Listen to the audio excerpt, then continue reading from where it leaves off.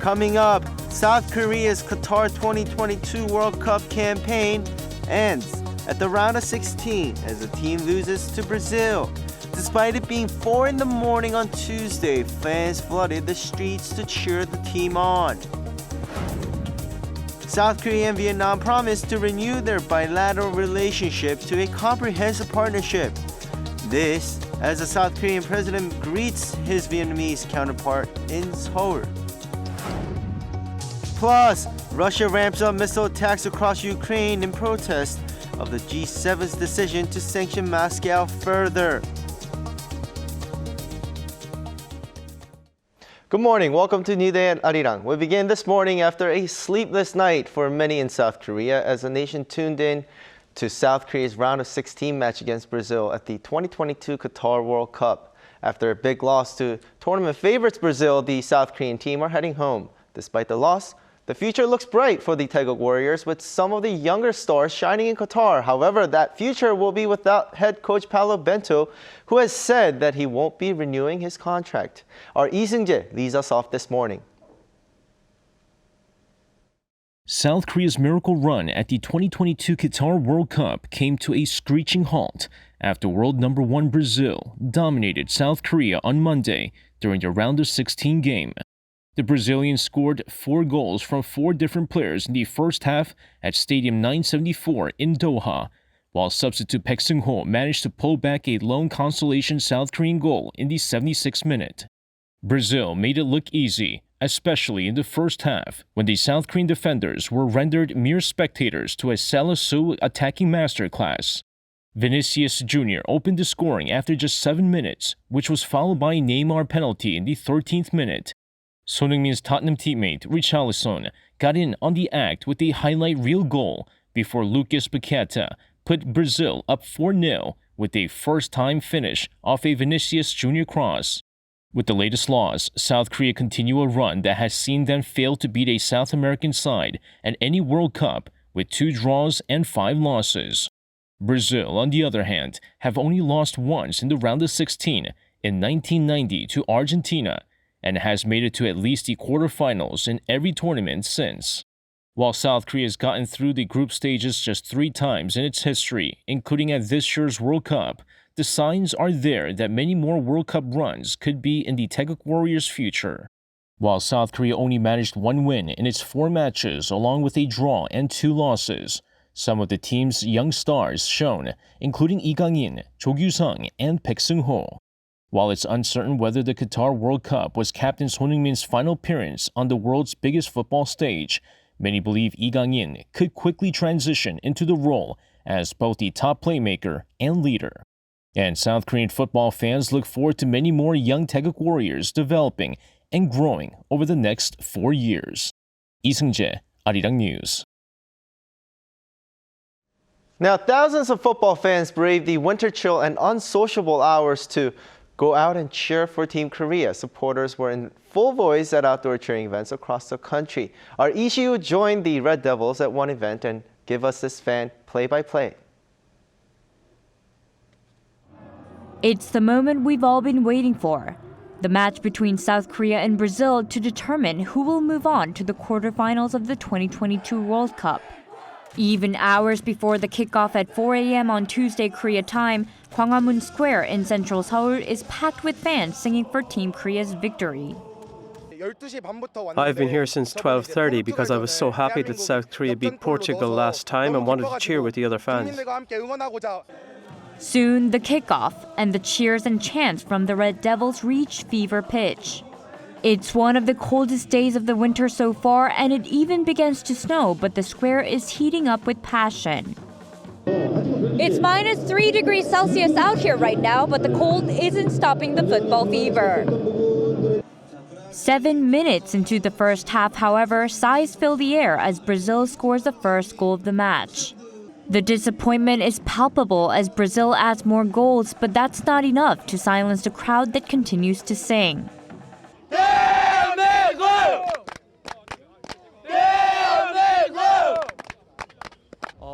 We're cheering until the very end, so I want the Taeguk Warriors to feel our energy and finish off strong. The Red Devils pray for redemption as the second half begins. As if responding to those prayers, South Korea's Baek Seung-ho hits a glorious strike on 76 minutes that finds the back of the net. The crowd that has been waiting for this very moment celebrates the goal with all their hearts. They sing, jump, and dance in joy. Although it's late in the game, the Reds maintain hope until the whistle blows, marking the end of the match. This World Cup showed that the football we prepared for 4 years works at an international level. I want to tell the Taeguk Warriors that I'm very proud of them for that and that they worked very hard.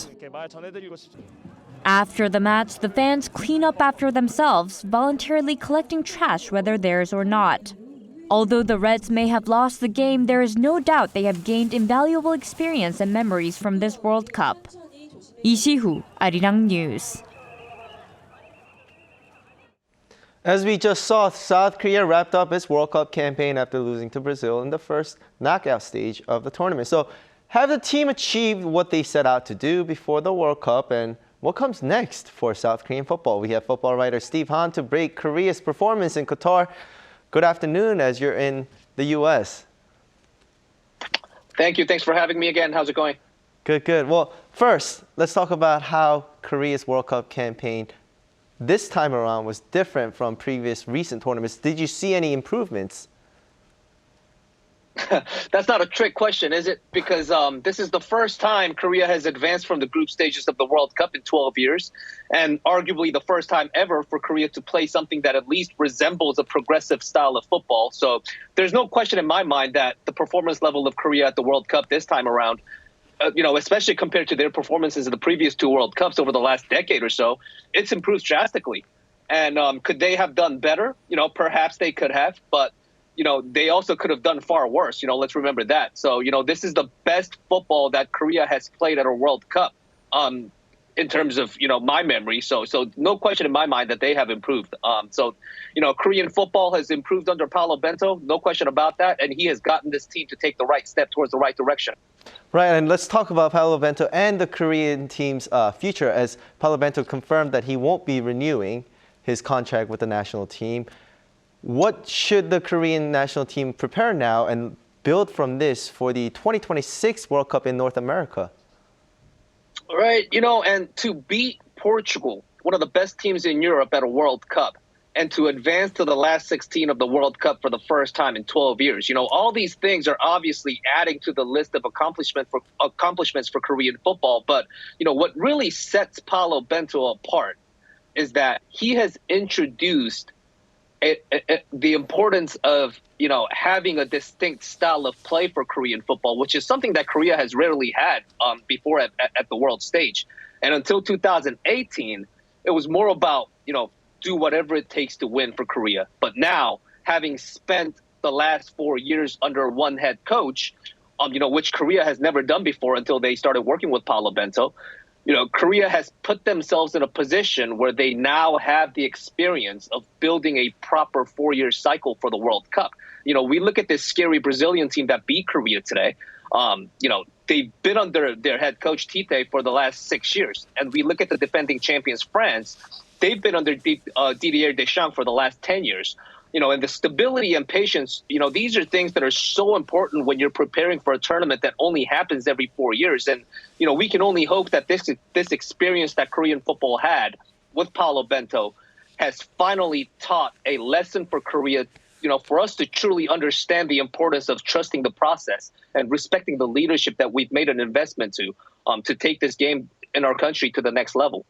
Right, and to take us to the next level, we should talk about the upcoming stars. And you said before the tournament started, Hwang In-beom was going to shine at this tournament, and he did play well for all the games that he played. But there's another rising star that's catching people's attention, Cho Kyu-sung, right? How do you see his future? Will he be in Europe soon?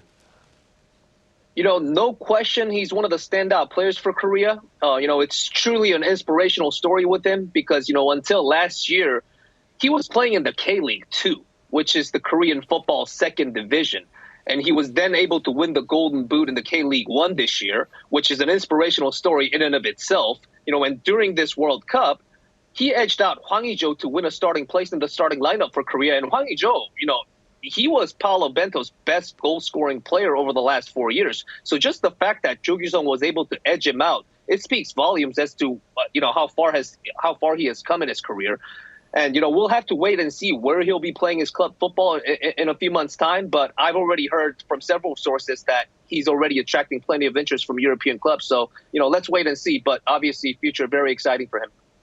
Well, again, thank you for joining us throughout this World Cup process, and hope you have a great day. And we look forward to your insights throughout the rest of the World Cup. Thank you.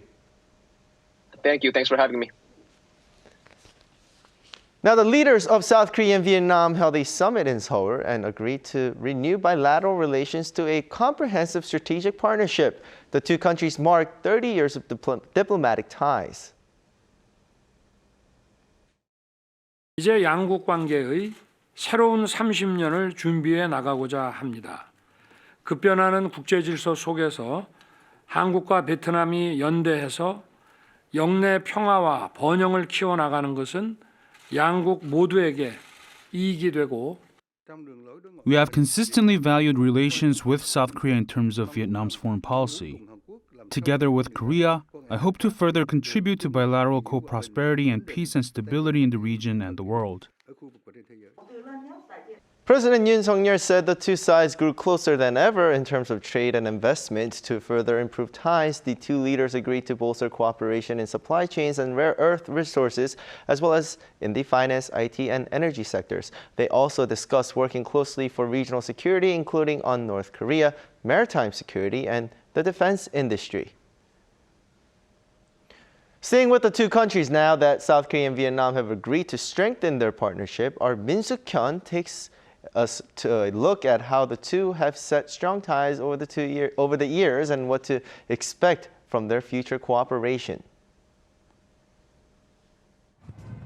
Over the past 3 decades, South Korea and Vietnam have deepened their economic ties. Vietnam is now South Korea's 4th largest trading partner, and as of last year, the trade volume between the two countries reached $80.7 billion. That's a 160-fold increase compared to 30 years ago. Next year, they aim to raise the trade volume to $100 billion and by 2030 to $150 billion.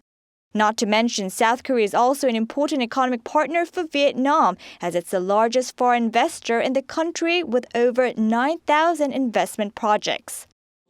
Marking 30 years of diplomatic ties, South Korea and Vietnam seek to strengthen their cooperation in various fields beyond trade and investment. Taking into account the numerous global challenges and shared geopolitical concerns, the two countries see each other as much-needed significant partners. The Yoon Suk-yeol administration places great importance on economic security. And since Vietnam is seen as a key partner in areas such as supply chains and semiconductors, it is indeed an important partner for future growth. South Korea and Vietnam are likely to be reliable partners for the next 30 or 50 years as they share common regional and global concerns. Upon taking office in May, President Yoon Suk-yeol vowed to boost the relationship with the ASEAN countries, particularly with Vietnam. And this Monday, South Korea and Vietnam elevated their relationship to a comprehensive strategic partnership. Only 3 countries, Russia, China, and India, have been able to reach such a partnership with the Southeast Asian nation. Min Suk-hyun, Arirang News. At a time of heightened tensions on the peninsula, North Korea fired artillery shells into the maritime buffer zones. This, while there are growing concerns over the possibility of the regime conducting a nuke test. Our Han Sung-woo has the details. North Korea on Monday fired a combined total of more than 130 artillery shells into the East and West Seas. South Korea's Joint Chiefs of Staff said that the shells were fired from the North's Kimganggun County in Gangwon-do Province and Changsan Cape in Hwanghae-namdo Province starting at 2:59 p.m. and fell north of the northern limit line within the so-called maritime buffer zones set under the Inter-Korean Military Agreement of 2018. The firings are believed to have come from multiple rocket launchers. The Joint Chiefs also told reporters that the South Korean military, in response to the provocation, communicated warnings to the North multiple times, pointing out that the shell firings violated the 2018 agreement and demanding that the regime cease fire. It added that the military is working with the United States to monitor related North Korean movements and is strengthening its readiness posture so that it's ready for any eventuality.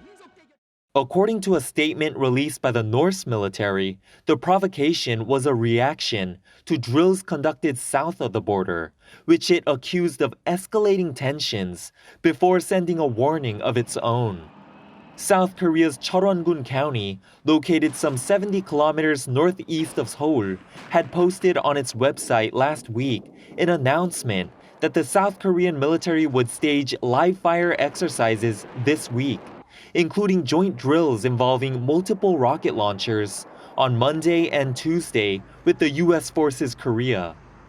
The North's latest provocation also comes a few days after Seoul, Washington, and Tokyo, in a coordinated move, slapped additional independent sanctions against individuals and institutions linked to the regime's weapons programs. 한성우, Arirang News. The U.S. and EU officials at a Trade and Technology Committee meeting at the University of Maryland held talks on a wide range of issues, including the U.S. Inflation Reduction Act.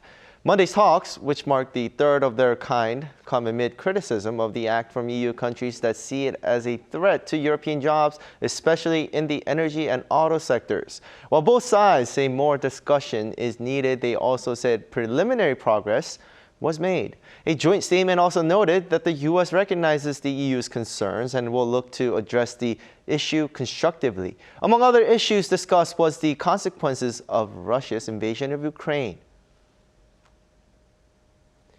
A global price cap on Russian seaborne crude oil took effect starting Monday, aimed at limiting Moscow's ability to finance its war in Ukraine. In response, Russia fired a massive barrage of missiles against Ukraine on Monday, resulting in casualties and damage to key infrastructure. Our Shin Ha-young has the details. Russia targeted Ukraine in yet another massive wave of missile attacks on Monday. Reports say at least 2 people were killed in strikes in Zaporizhzhia, with the east of the country suffering serious disruption to electricity supplies, while the southern city of Odessa lost power. More than 70 missiles were launched, targeting cities including Kyiv as well as key infrastructure. Debris from one missile crossed the Ukrainian border, hitting a town in Moldova. Air raid alerts could be heard all across the country as blackouts cut off power, heat, and water supplies. The enemy very much hopes to use winter against us, to make winter cold and hardship part of its terror. We must do everything we can to survive this winter, no matter how harsh it is. The attacks follow an agreement by G7 nations, the European Union, and Australia to set a price cap on Russian oil at $60 per barrel to limit Moscow's ability to finance its war in Ukraine. On the same day, Russian Foreign Minister Sergei Lavrov said that NATO policy is risking a direct clash of nuclear powers. Meanwhile, Russian President Vladimir Putin visited a bridge linking mainland Russia to the Crimean Peninsula, which was partially destroyed by an explosion in October. The left side of the bridge, as I understand, is in working condition. But still, it suffered a bit, and its condition needs to be ideal. Russia said that the oil cap will not affect its military operation in Ukraine, but will cause difficulties for the global energy market. Shin Ha-young, Arirang News.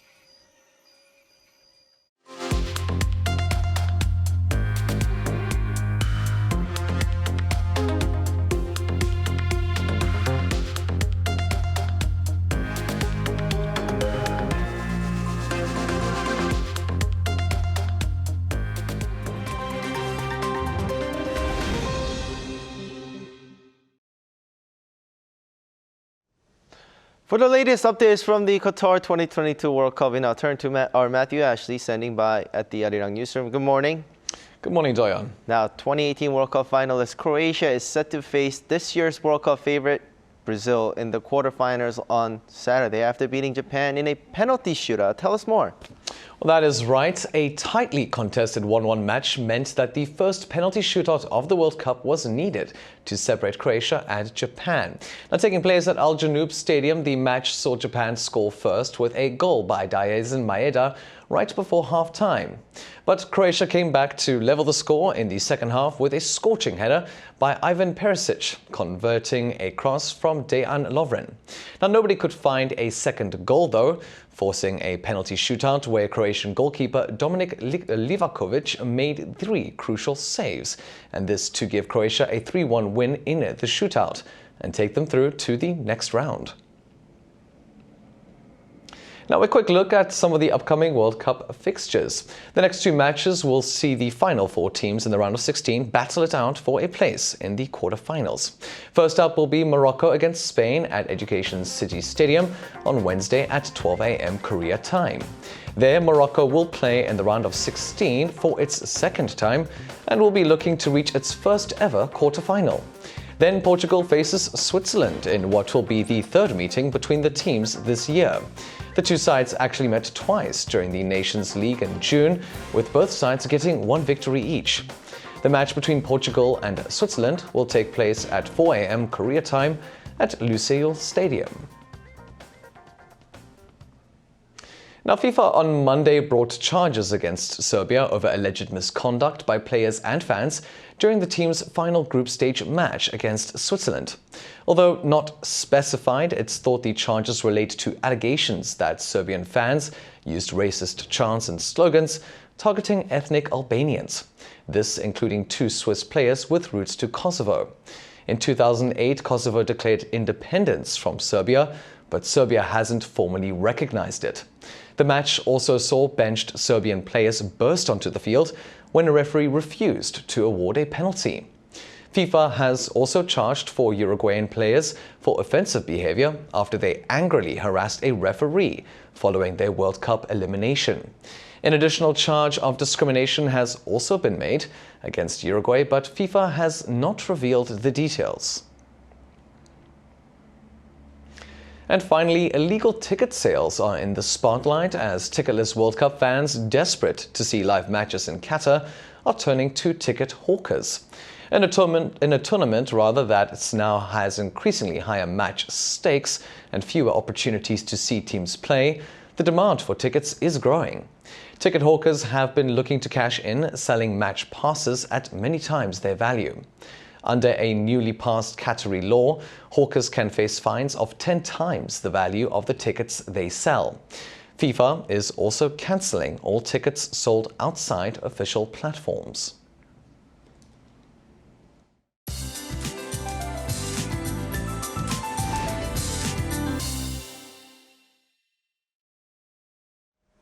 Good morning. It's a freezing start and plus snow is falling in the capital and Chungcheongdo provinces due to wet clouds that have formed in the west. Incheon, south of Gyeonggi-do and Chungcheongdo provinces could see up to 5 centimeters of snow, while the capital and North Jeolla-Pukto province could see 1 centimeter of snowfall. And along with the freezing temperatures in the earlier part of the day, roads could be icy and slippery, so please be extra careful when you are driving or even walking. The morning temperatures in Seoul is about -4, but it feels more like -7 degrees this morning. Afternoon highs will go up a couple of degrees higher than Monday. Afternoon highs in Seoul will be at 4 degrees, Daegu at 8 degrees Celsius this afternoon, with skies turning slightly brighter as we head into the afternoon. And there won't be a major cold snap for the remainder of the week, and we'll be seeing mostly sunny skies with air getting drier on the East Coast. With that, here's a look at the weather conditions around the globe.